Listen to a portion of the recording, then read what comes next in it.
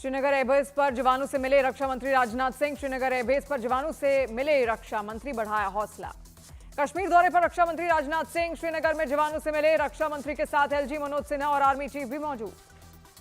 रक्षा मंत्री राजनाथ सिंह ने ऑपरेशन सिंदूर की तारीफ की। कहा, ऑपरेशन सिंदूर आतंकवाद के खिलाफ भारत की अब तक की सबसे बड़ी कार्रवाई। दुश्मन जवानों के शौर्य को भूल नहीं पाएगा। पाक से अब सिर्फ पीओके पर बात। श्रीनगर में बादामी बाग छावनी में रक्षा मंत्री राजनाथ सिंह ने सैनिकों से मिलकर उनका हौसला बढ़ाया। जवानों को किया नमन। जवानों से ने भारत माता की जय के लगाए नारे।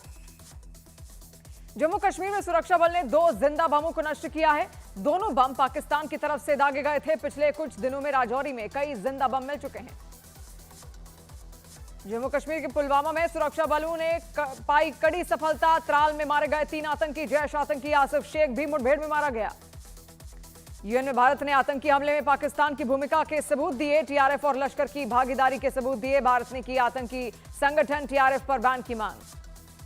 जम्मू कश्मीर के पहलगाम में निकाली गई तिरंगा यात्रा। हजारों लोग तिरंगा झंडा लेकर सड़कों पर उतरे। भारत माता की जय के लगाए नारे।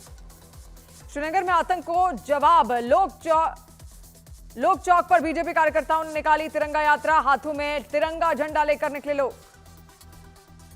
जयपुर में तिरंगा यात्रा में उमड़ा जनसैलाब। हजारों की संख्या में लोग तिरंगा यात्रा में हुए शामिल। ऑपरेशन सिंदूर की कामयाबी से जुड़ी नई जानकारी आई सामने। आईएफ ने 23 मिनट तक पाकिस्तान के एयर डिफेंस सिस्टम के रडार को हैक किया था, जिस वजह से भारतीय फाइटर जेट और ड्रोन को पाकिस्तानी एयर डिफेंस पकड़ नहीं पाया। ऑपरेशन सिंदूर की सफलता के बाद विकास के कामों में लगे पीएम मोदी। पीएम मोदी ने मछली पालन क्षेत्र की प्रगति और योजनाओं की समीक्षा बैठक की अध्यक्षता की। नक्सलवाद के खिलाफ अब तक के सबसे बड़े ऑपरेशन ब्लैक फॉरेस्ट ऑपरेशन के दौरान मारे गए 31 नक्सली, जिन पर कुल 1,72,00,000 का इनाम था। 21 दिन चला ऑपरेशन। मणिपुर में सुरक्षा बलों और उग्रवादियों के बीच मुठभेड़ में अब तक 10 उग्रवादियों के मारे जाने की खबर।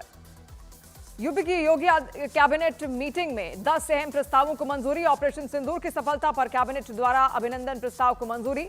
चौधरी चरण सिंह के नाम पर बनेगा सीड पार्क। लखनऊ में एक प्राइवेट बस में आग लगने से दर्दनाक हादसा। 2 बच्चों समेत 5 यात्रियों की हुई मौत। बिहार से नई दिल्ली जा रही थी डबल डेकर बस।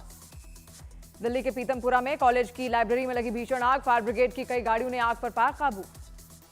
हैदराबाद में एक 3 मंजिला इमारत में लगी भीषण आग। फायर ब्रिगेड की टीम ने कड़ी मशक्कत के बाद आग पर पाया काबू।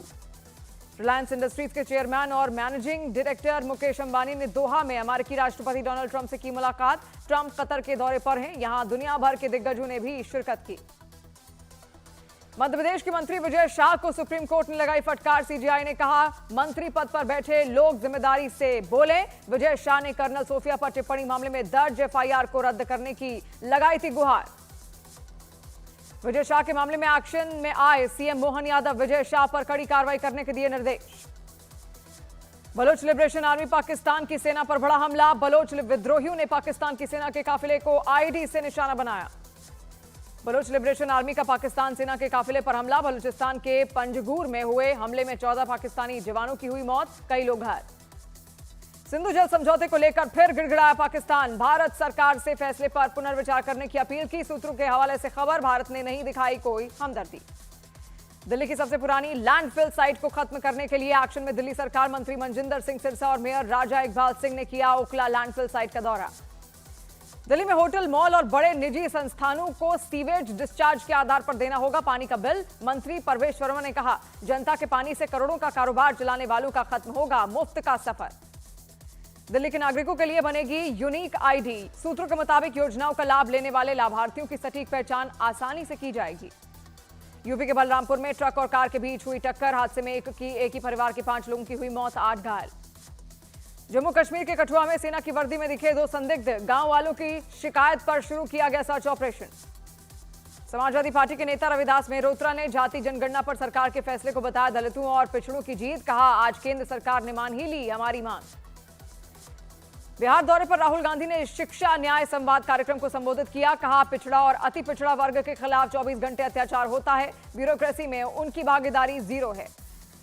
बिहार के दरभंगा में कांग्रेस का प्रदर्शन। राहुल गांधी के कार्यक्रम स्थल बदलने को लेकर बीजेपी जेडीयू के खिलाफ की नारेबाजी। दलित विरोधी मानसिकता का आरोप लगाया।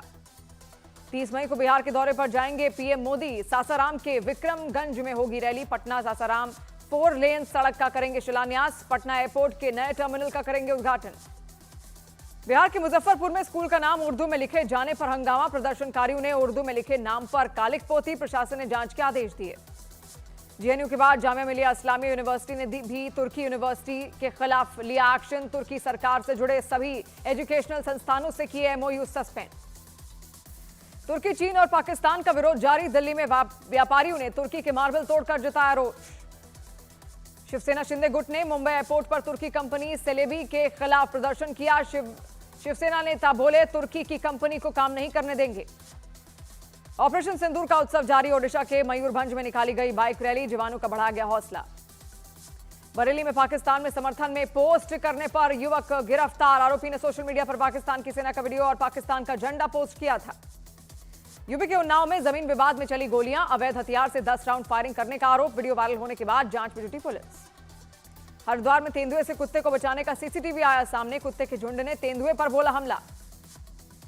यूपी के महाराजगंज में अवैध मदरसों पर चला बुलडोजर। 40 से ज्यादा अवैध मदरसों और बाजार को किया गया ध्वस्त। छत्तीसगढ़ के कांकेर में धर्म परिवर्तन कर चुके परिवार को शव दफनाने से रोका। गांव वालों ने किया विरोध।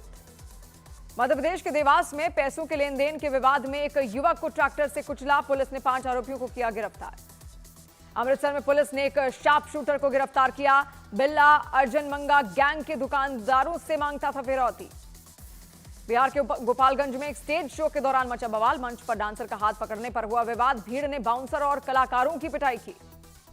छत्तीसगढ़ के कांकेर के एक गांव में तेंदुआ घुसने से दहशत का माहौल। वन विभाग और पुलिस की टीम तेंदुए को रेस्क्यू करने में जुटी। मौके से खेम नारायण शर्मा की रिपोर्ट। ईरान के सर्वोच्च नेता अयातुल्ला अली खामनेई के सलाहकार अली खामनेई ने अमेरिका को लेकर दिया बड़ा झटका। कहा, अगर ट्रंप पाबंदियां हटाएं तो परमाणु डील के लिए तैयार। मेक्सिको में ब्यूटी और मेकअप टिप्स के लिए मशहूर social media influencer Valeria Marquez की हत्या। टिकटॉक लाइव स्ट्रीम के दौरान मारी गई गोली। 17 मई से आईपीएल फिर शुरू होगा। बीसीसीआई ने विदेशी खिलाड़ियों के लिए आईपीएल टीमों को दिया नया विकल्प। टीमें सीजन के लिए अस्थायी रिप्लेसमेंट खिलाड़ी से ले सकती हैं।